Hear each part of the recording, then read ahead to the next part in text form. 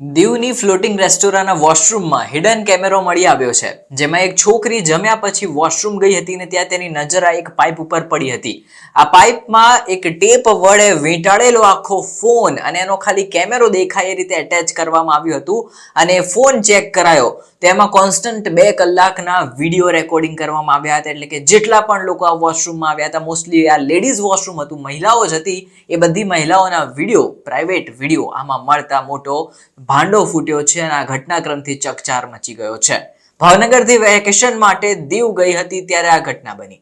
Times of ઇન્ડિયાના અહેવાલ પ્રમાણે ભાવનગરના રહેવાસી પરિવારે વેકેશન ટાઈમ સ્પેન્ડ કરવા માટે દીવ જવાનું પ્લાનિંગ કર્યું હતું. તેમને યુનિયન ટેરેટરી દીવમાં ફરવાનું મન પણ બનાવી લીધું હતું અને અહીં તેઓ એન્જોય કરવા લાગ્યા હતા.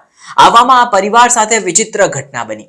તેઓ દીવની ફ્લોટિંગ રેસ્ટોરન્ટમાં પહોંચી ગયા હતા, જ્યાં તેમની નાની દીકરીને વોશરૂમની અંદર એક હિડન કેમેરો ફિટ કરેલો જોવા મળ્યો અને પછી મોટો સીન થઈ ગયો, ચકચાર મચી ગઈ હતી.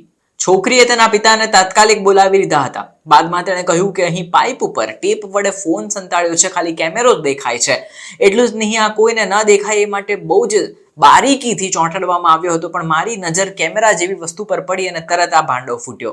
આની અંદર જે કેમેરો હતો તે સતત રેકોર્ડિંગ કરી રહ્યો હતો, તે ચાલુ હતો. એટલે કે તેના પિતાએ મેનેજરને બોલાવ્યો અને પછી જે આ રેસ્ટરૂમનું જે વોશરૂમ હતું તેના હિડન કેમ કાંડનો પર્દાફાશ થયો હતો.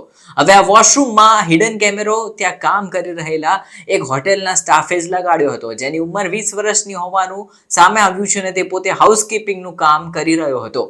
ટાઈમ્સ ઓફ ઇન્ડિયાના અહેવાલ પ્રમાણે આ હાઉસકીપિંગ કરનાર વ્યક્તિનું નામ પ્રતિક અંજાણી હતું. હવે આ સ્ટાફનો વ્યક્તિ કેટલા દિવસોથી આવું કરી રહ્યો છે તે અંગે પોલીસ પૂછપરછ કરી રહી છે. ઉલ્લેખનીય છે કે આ ઘટના બની ત્યારે મેનેજરે પછી પોલીસને ફોન કરી દીધો અને આ વ્યક્તિ સામે BNS સેક્શન 77 અંતર્ગત ગુનો નોંધીને તપાસ હાથ ધરાઈ છે.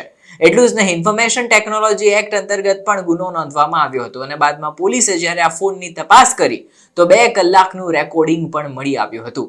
જોકે હવે આ રેકોર્ડિંગ હાઉસકીપિંગ સ્ટાફમાં કામ કરતા છોકરાએ હજુ કોઈને શેર નહોતું કર્યું કે ક્યાંય અપલોડ પણ નહોતું કર્યું, પરંતુ વાત એ જ છે કે 2 કલાક સુધી જેટલી પણ મહિલાઓ વોશરૂમમાં ગઈ હતી એ બધાના એક કહેવાય ને પ્રાઇવેટ વિડીયોઝ આમાં કેપ્ચર થઈ ગયા હતા. એટલે કે આ એક બહુ મોટો મુદ્દો કહી શકાય.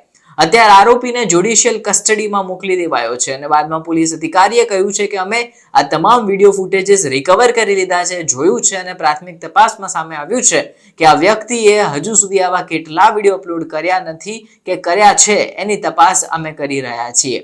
પોલીસે વધુમાં કહ્યું કે આ એક વ્યક્તિ એવો હતો જે માનસિક રીતે થોડો ડિસ્ટર્બ હતો, એટલે કે એનું માનસિક સંતુલન બરાબર નહોતું, એટલે આવી વસ્તુઓ કરી રહ્યો હતો અને પોલીસ આ એંગલથી પણ તપાસ કરી રહી છે. અને બીજી બાજુ આવા કેટલા મહિનાઓ કે દિવસોથી આ વ્યક્તિ કાંડ કરી રહ્યો હતો ને જે મહિલાઓ હતી, જે યુવતીઓ હતી, છોકરીઓ હતી, એના પ્રાઇવેટ વિડીયોઝ કેપ્ચર કરી રહ્યો હતો, એની પૂછપરછ હાથ ધરી દીધી છે.